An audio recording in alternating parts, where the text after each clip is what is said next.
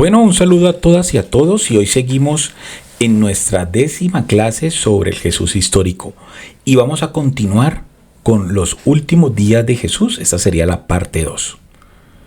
Yo soy Jairo Antonio Popó Vallecilla, licenciado en Filosofía y Educación Religiosa y magíster en Ciencias de las Religiones y hoy iniciamos nuestra clase. Era el mes de Nisán. El mes de Nisán corresponde a marzo o abril de nuestro calendario. El clima era agradable. Las gentes se preparaban para subir en peregrinación a Jerusalén a celebrar la gran fiesta de la Pascua. Desde Galilea se necesitan 3 o 4 días de camino. Se podía pasar la noche cómodamente al aire libre. Además, la luna iba creciendo. El día de Pascua sería luna llena. Jesús comunicó a los suyos su decisión. Quería subir a Jerusalén como peregrino, acompañado de sus discípulos y discípulas.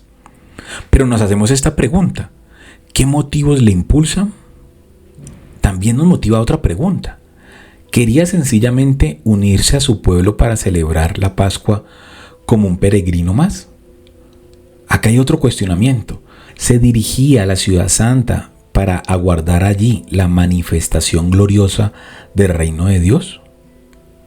¿O quería desafiar a los dirigentes religiosos de Israel para provocar una respuesta que arrastrara a todos a acoger la irrupción de Dios? Nada sabemos con certeza.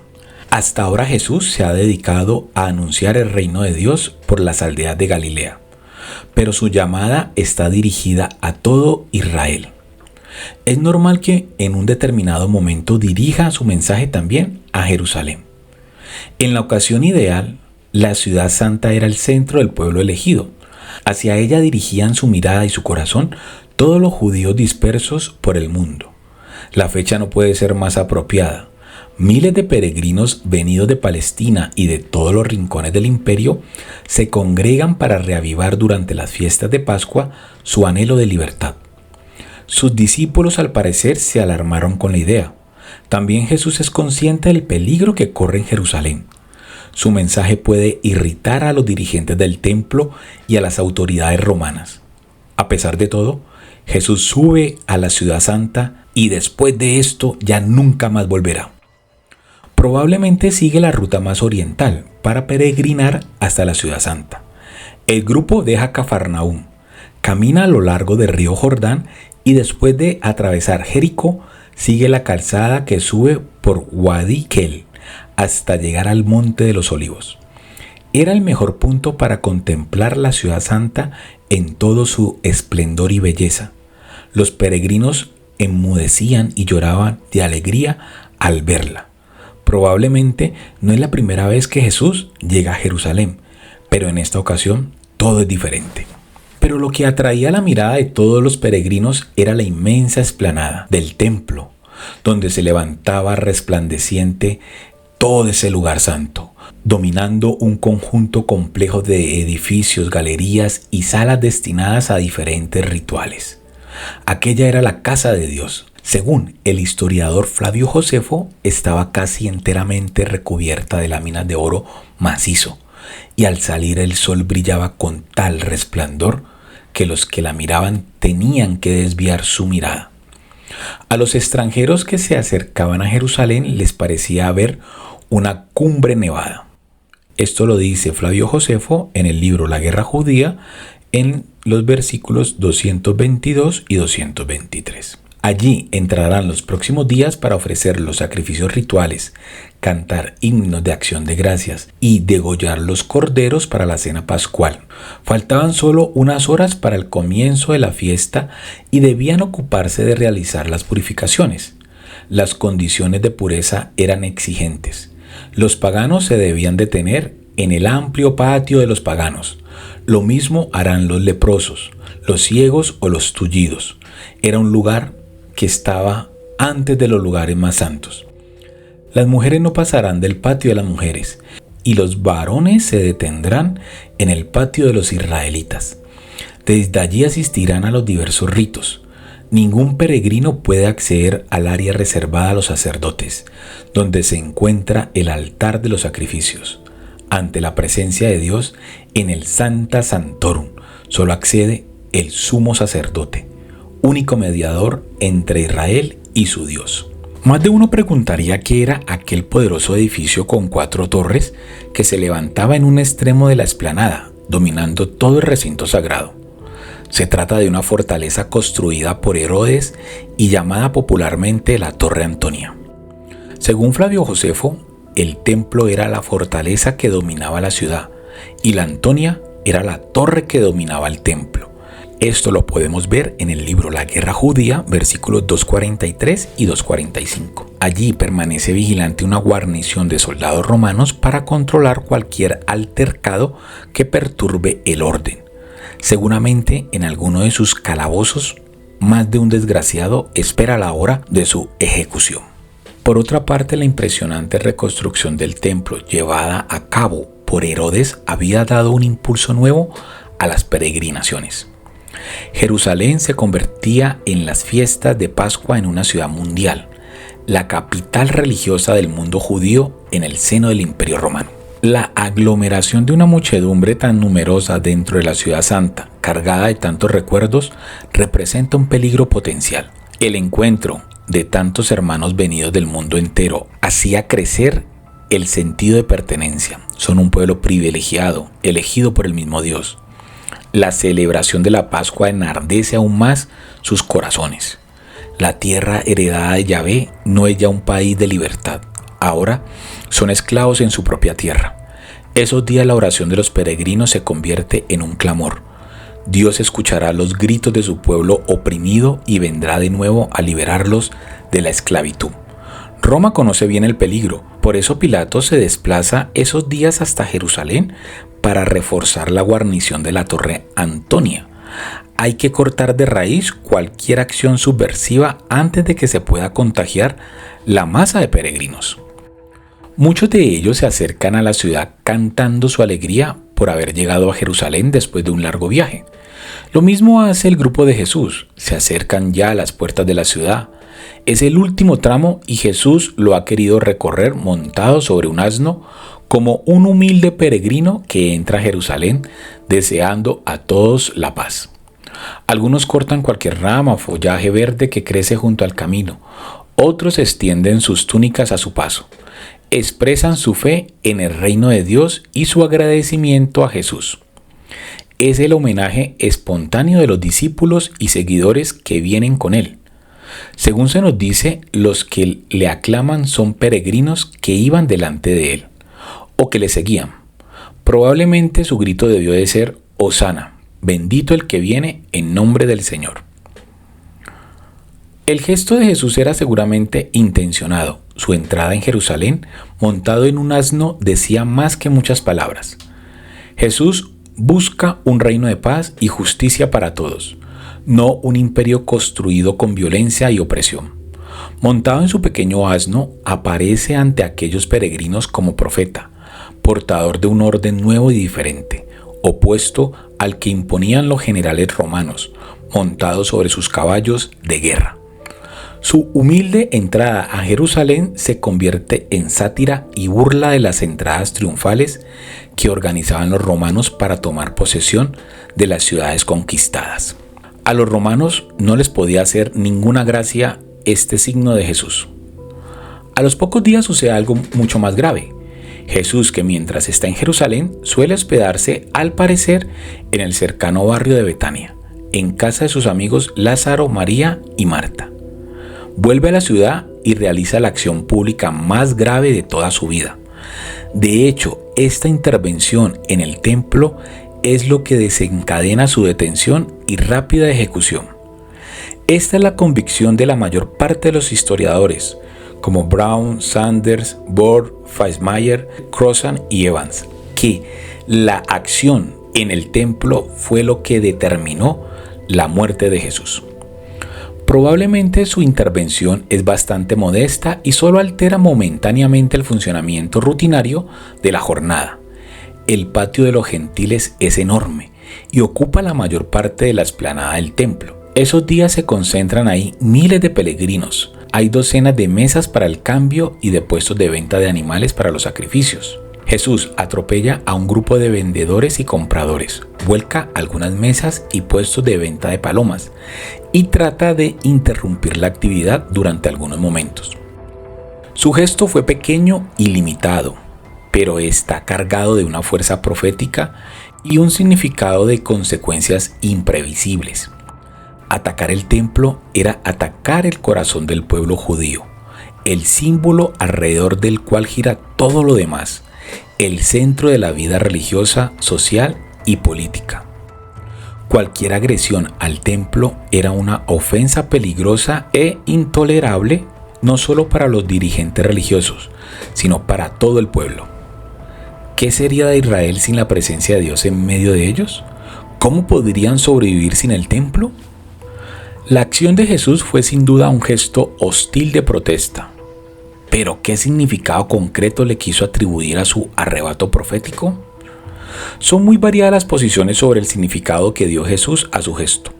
No todas se excluyen entre sí, tampoco son igualmente plausibles. Algunos dicen que es un acto de purificación del culto judío de la profanación de estas actividades comerciales.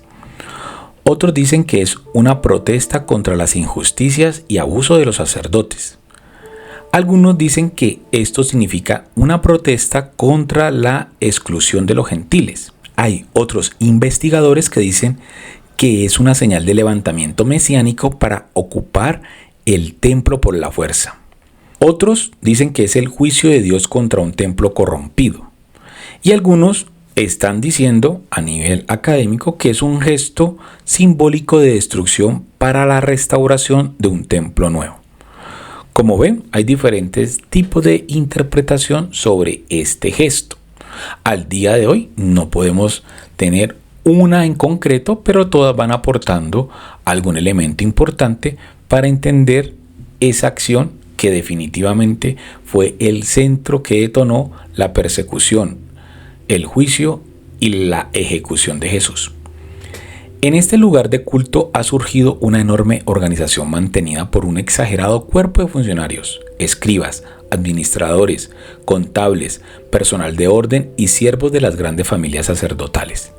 Todos ellos viven del templo y suponen una carga más para la población campesina que tiene que pagar, sostener y promover todo este tipo de funcionarios a través de los impuestos. Herodes ha importado de Babilonia y de Egipto familias sacerdotales de dudosa legitimidad. En este momento son las autoridades romanas las que nombran y cesan a su arbitrio al sumo sacerdote de turno. No es extraño que los designados se preocupen más de perpetuarse en el poder que de servir al pueblo. El templo se fue convirtiendo en fuente de poder y riqueza de una minoría aristocrática que vivía a costa de los sectores más débiles. ¿Es este el templo querido por Dios de la alianza que promueve y que tiene como cercanía la experiencia de Jesús? La acción de Jesús fue un gesto simbólico. Su intervención en medio de aquella gran explanada durante un tiempo probablemente corto es poco importante en sí misma, pero busca atraer la atención sobre algo que para Jesús es muy importante. Es el escenario adecuado para que su mensaje tenga el debido eco. Jesús bloquea e interrumpe las actividades normales necesarias para el funcionamiento religioso del templo, como el cambio de monedas o la venta de palomas. Su acción no apunta hacia una reforma de esa liturgia, sino hacia la desaparición de la propia institución. Sin dinero no se pueden comprar animales puros. Sin animales no hay sacrificios. Sin sacrificios no hay expiación del pecado ni seguridad de perdón. La intervención de Jesús ha venido siendo calificada erróneamente como purificación del templo. Esto hoy tenemos que eliminarlo. La investigación reciente habla de un gesto simbólico de destrucción del templo, que es diferente que la purificación. Es aquí el movimiento estratégico de Jesús que hace una crítica directa con las prácticas de enriquecimiento, de poder y de corrupción que estaban alrededor del templo de Jerusalén. El gesto de Jesús es más radical y total.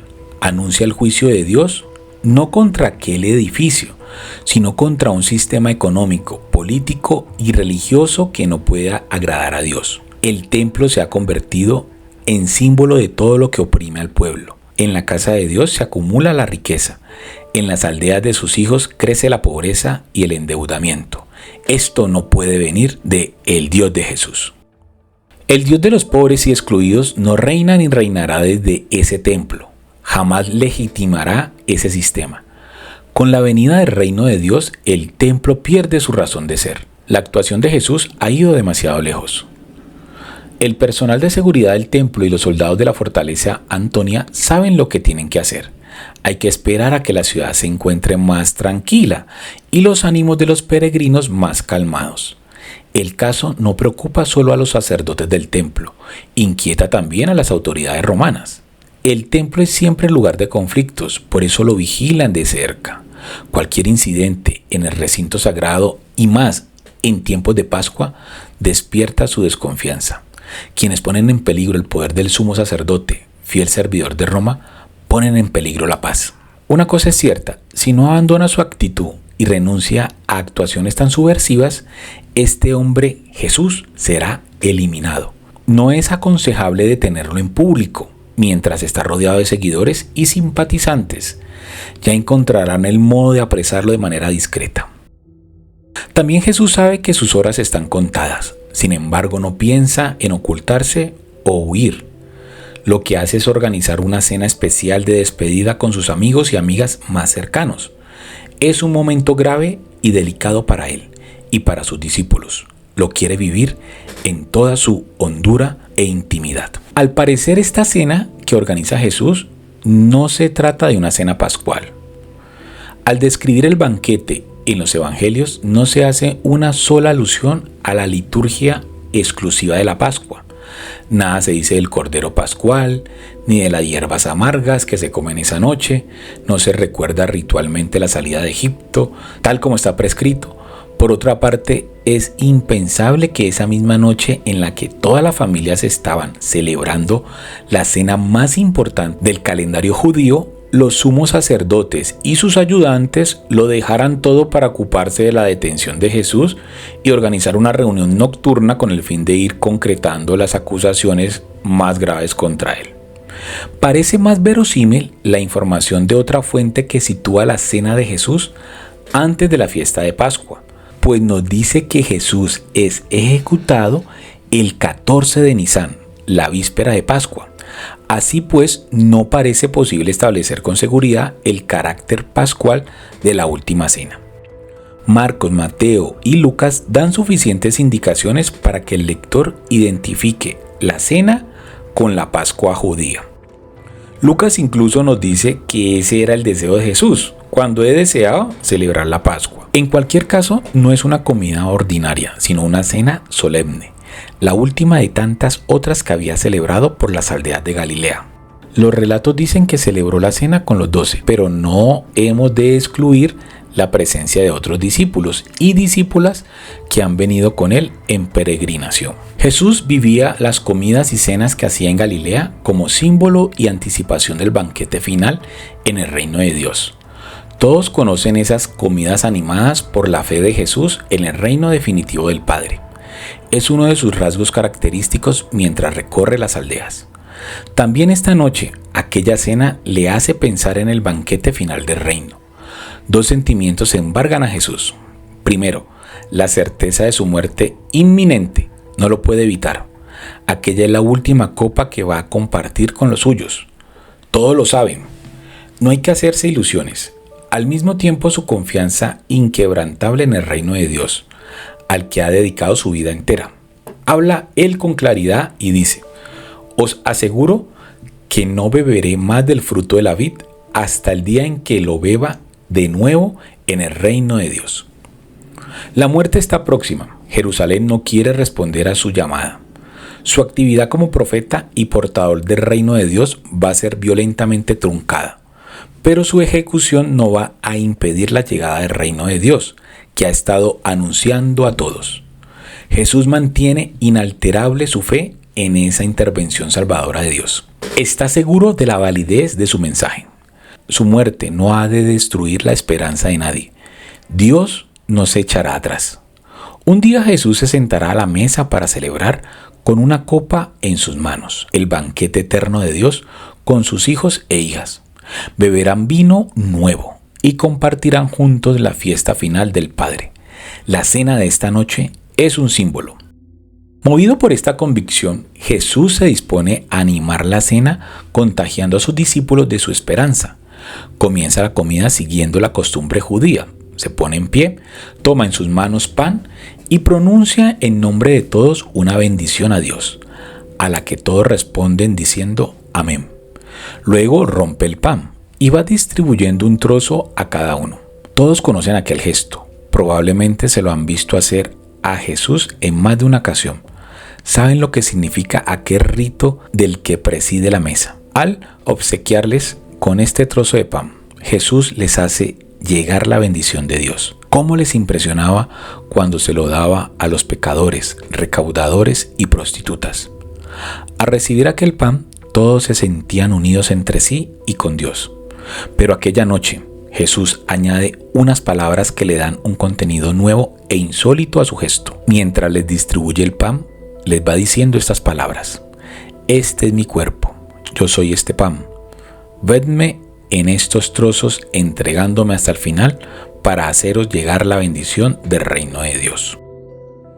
No es posible reconstruir las palabras exactas de Jesús a partir de las diferentes versiones. Grandes especialistas como Jeremías y León Dufour han renunciado a ello.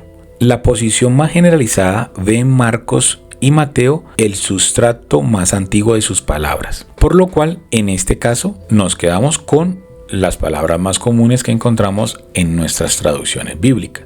¿Qué sintieron aquellos hombres y mujeres cuando escucharon por vez primera estas palabras de Jesús? Les sorprende mucho más lo que hace al acabar la cena. Todos conocen el rito que se acostumbra. Hacia el final de la comida, el que presidía la mesa, permaneciendo sentado, cogía en su mano derecha una copa de vino, la mantenía a un palmo de altura sobre la mesa y pronunciaba sobre ella una oración de acción de gracias por la comida, a la que todos respondían amén. A continuación bebía de su copa, lo cual servía de señal a los demás para que cada uno bebiera de la suya. Sin embargo, aquella noche Jesús cambia el rito e invita a sus discípulos y discípulas a que todos beban de una única copa, la suya. Todos comparten esa copa de salvación bendecida por Jesús. Tal vez Jesús siguió una costumbre que consistía en enviar una copa bendecida a alguien a quien se le deseaba hacer partícipe de la bendición, aunque no estuviera en la mesa. Se le llamaba cáliz de salvación y al parecer tenía más o menos el valor de nuestra acción de brindar por alguien, como decimos normalmente, a la salud de alguien, ¿no?, que no está en ese momento. En esa copa que se va pasando y ofreciendo a todos, Jesús ve algo nuevo y peculiar que quiere explicar. Esta copa es la nueva alianza en mi sangre. Mi muerte abrirá un futuro nuevo para vosotros y para todos. Todas las fuentes hablan de la alianza, pero de forma diversa. Pablo y Lucas dicen: esta copa es la nueva alianza en mi sangre. Marcos y Mateo, por el contrario, dicen: esta es mi sangre de alianza. Los autores dudan en privilegiar un texto u otro. Bastantes prefieren la forma de Pablo y Lucas, pues el paralelismo, este es mi cuerpo, esta es mi sangre, parece más propio de una adaptación a la acción litúrgica que del lenguaje de una cena. Otros dudan de la historicidad de las palabras sobre la sangre, pues nunca aparece en los labios de Jesús la palabra, pero tampoco se excluye que la empleara en esta ocasión. Entonces, en este momento del análisis histórico, pues están las palabras que están construidas en los evangelios, pero no tenemos una conclusión determinante de cuáles fueron exactamente las palabras que dijo Jesús en esta su última cena. Con estos gestos de la entrega del pan y del vino compartidos por todos, Jesús convierte aquella cena de despedida en una gran acción sacramental, lo más importante de su vida, la que mejor resume su servicio al reino de Dios. Más aún, su doble gesto de entregar un trozo de pan a cada uno y hacer beber a todos del vino de una copa constituye la entrega definitiva de su cuerpo y sangre. Siempre que coman ese pan y beban ese vino, se alimentarán de su cuerpo y de su sangre. Jesús quiere que sigan vinculados a Él y que alimenten en Él su esperanza, que lo recuerden siempre entregado a su servicio. Seguirá siendo Él el que sirve, el que ha ofrecido su vida y su muerte por ellos, el servidor de todos. Así está ahora en medio de ellos en aquella cena y así quiere que lo recuerden siempre. El mandato, hace esto en memoria mía, que aparece en 1 Corintios 11:24, en Lucas 22:21, y la orden, cada vez que bebáis, haced lo mismo en memoria mía, que está en 1 Corintios 11:25, no pertenecen a la tradición más antigua. Probablemente provienen de la liturgia cristiana posterior, pero sin duda ese fue el deseo de Jesús al celebrar esta solemne despedida. Así fue la despedida de Jesús, que quedó grabada para siempre en las comunidades cristianas. Sus seguidores no quedarán huérfanos. La comunión con Él no quedará rota por su muerte. Se mantendrá hasta que un día beban todos juntos la copa de vino nuevo en el reino de Dios. No sentirán el vacío de una ausencia. Repitiendo aquella cena podrán alimentarse de su recuerdo y su presencia. Él estará con los suyos sosteniendo su esperanza. Ellos prolongarán y reproducirán su servicio al reino de Dios hasta el reencuentro final. De manera germinal, Jesús está diseñando en su despedida las líneas maestras de su movimiento de seguidores, una comunidad alimentada por Él mismo y dedicada totalmente a abrir caminos al reino de Dios, una actitud de siervo humilde y fraterno, con la esperanza puesta en el recuerdo de la fiesta final. Recientemente, diversos investigadores han visto en esto que se ha llamado la Última Cena una acción que complementa el gesto profético realizado poco antes por Jesús contra el templo. Según esta hipótesis, Jesús habría entendido la cena como una alternativa nueva y radical al sistema del templo. El servicio al reino de Dios y su justicia no estaría vinculado al sistema religioso, político, económico del templo judío, sino a la experiencia fraterna de una comida donde los seguidores de Jesús se alimentarán de su espíritu de servicio al proyecto de Dios y de su confianza en la fiesta final junto al Padre. Esto lo concluyen Tyson, Wright, con diversos matices y subrayados. El Evangelio de Juan dice que en un momento determinado de la cena se levantó de la mesa y se puso a lavar los pies de los discípulos. Según el relato, lo hizo para dar ejemplo a todos y hacerles saber que sus seguidores deberían vivir en actitud de servicio mutuo, lavados los pies unos a otros. La escena es probablemente una creación del evangelista. No fue histórica, pero recoge de manera admirable el pensamiento de Jesús. Esta escena solo se encuentra en Juan 13:1-16. Aunque hay estudios que defienden su autenticidad, como estudios de Dodd, Robinson y Bauman, la mayoría tiende a considerar el relato como una composición tardía. La introducción del 13:1-3, teñida del lenguaje y la teología propia del Evangelio de Juan, no ofrece garantías para vincular este episodio con el contexto histórico de la Última Cena. El gesto es insólito. Es una sociedad donde está tan perfectamente determinado el error de las personas y los grupos que es impensable que el comensal de una comida festiva, y menos aún el que preside la mesa, se ponga a realizar esta tarea humilde reservada a siervos y esclavos. Según el relato, Jesús deja su puesto y como un esclavo comienza a lavar los pies de los discípulos. Difícilmente se puede trazar una imagen más expresiva de lo que ha sido su vida y de lo que quiere dejar grabado para siempre en sus seguidores. Lo ha repetido muchas veces: el que quiera ser grande entre vosotros será vuestro servidor, y el que quiera ser el primero entre vosotros será esclavo de todos. Jesús lo expresa ahora plásticamente en esta escena, limpiando los pies a sus discípulos. Está actuando como siervo y esclavo de todos. Dentro de unas horas morirá crucificado, un castigo reservado sobre todo a los esclavos. Bueno, con eso terminamos esta 10ª clase y los espero en la siguiente. Hasta pronto.